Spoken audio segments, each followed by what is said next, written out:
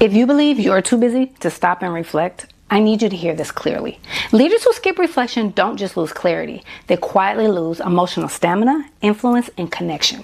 But here's what makes it dangerous. Most leaders don't notice it happening. That's not a time problem. That's a leadership risk. Today, I'm going to show you why that happens and how to reverse it. I'm Dr. Cara, and for 25 years, I've worked at the intersection of psychology and executive leadership, helping leaders stay clear and effective inside high-pressure systems. This is one of the fastest ways I know to do it. Most leaders I've worked with don't say, I don't believe in reflection. They say, I don't have time. Which sounds reasonable until you zoom out. Because here's what I see over and over. When leaders don't pause to reflect, they move faster but with less clarity. They decide quicker but with more emotional cost. They lead harder but with less connection. And over time, control creeps in. Reactivity increases. Influence quietly erodes. But here's the deeper cost. They lose touch with why they're leading in the first place. The purpose that once guided decisions gets buried under urgency, emails, and expectations. Reflection isn't the pause that costs you time. It's the pause that protects your capacity and reconnects you to meaning. Or simply said, you can be busy or you can be effective and aligned. They're not always the same thing. And yes, sometimes the most productive thing you can do is stop trying to be productive for 5 minutes.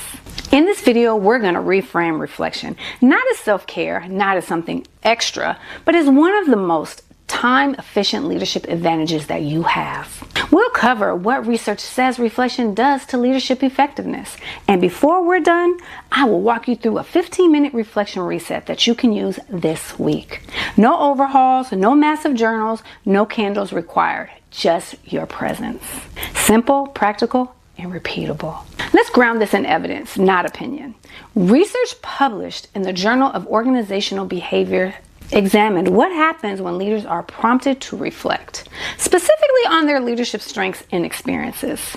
Leaders experience less emotional depletion, higher engagement, greater perceived influence, and most importantly, these effects lasted several months, not hours or days. Another finding, reflecting on positive work experiences after hours improved well-being, motivation, and work-life enrichment. And mindfulness-based reflection, the kind that focused on non-judgmental awareness, helped leaders observe rather than evaluate themselves. Now, when I say non-judgmental awareness, I mean observing what is happening internally or externally without immediately labeling it good, bad, right, wrong, or making it mean something about you. That distinction really matters because unexamined judgment leads even when you think you are. And here's what the research can't fully measure. Reflection is how leaders stay connected to what matters most in leadership, life, and even in our souls.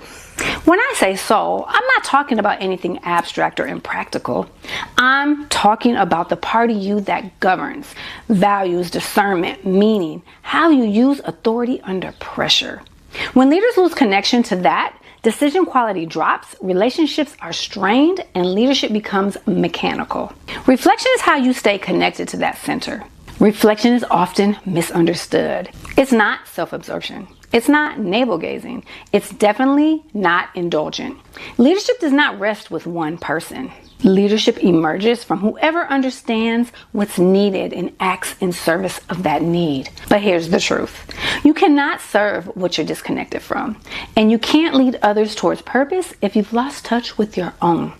The research shows that individual reflection leads to better understanding of team needs, stronger task leadership, deeper relational leadership, more effective change leadership. So reflection doesn't pull you inward. It makes you more responsive outward. That's the difference between leadership content that sounds good and leadership that actually works.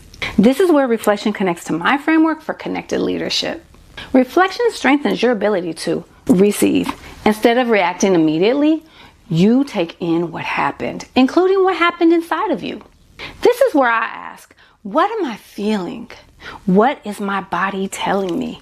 Where did I disconnect from myself today? Perceive. You examine the meaning you're making, the assumptions that you're carrying, the judgments that have surfaced. Judgment always exists. The work isn't to eliminate it. The work is to locate it, because unexamined judgment leads, even when you think that you are. This is where I ask myself, what story am I telling myself? Is it true or just familiar? Respond with intention instead of urgency, with clarity instead of control, with alignment instead of autopilot. That space between stimulus and response, that's where leadership lives. And reflection is what creates that space. I don't reflect because it sounds good in theory. I reflect because I know exactly who I become when I don't. When I feel disconnected from purpose, I start leading from should instead of soul, performing instead of connecting. Reflection brings me back. It recalibrates me.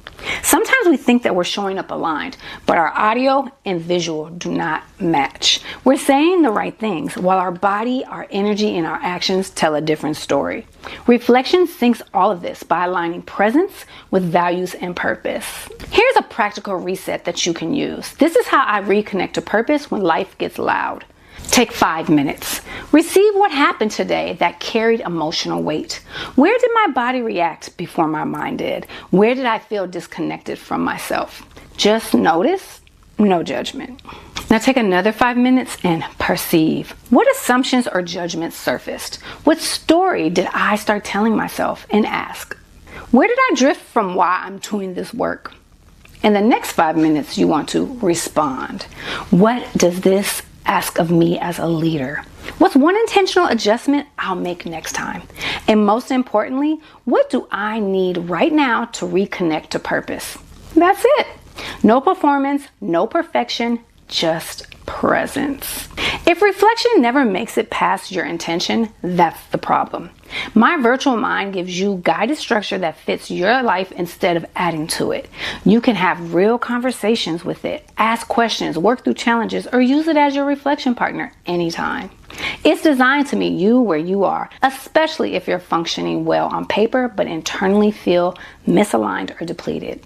It helps you slow down with clarity, not guesswork. So reflection actually reconnects you to your purpose.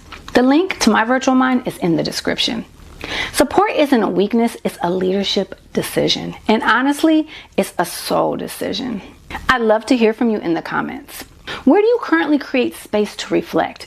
And if that space doesn't exist yet, what gets in the way? More importantly, what helps you reconnect to purpose as a leader?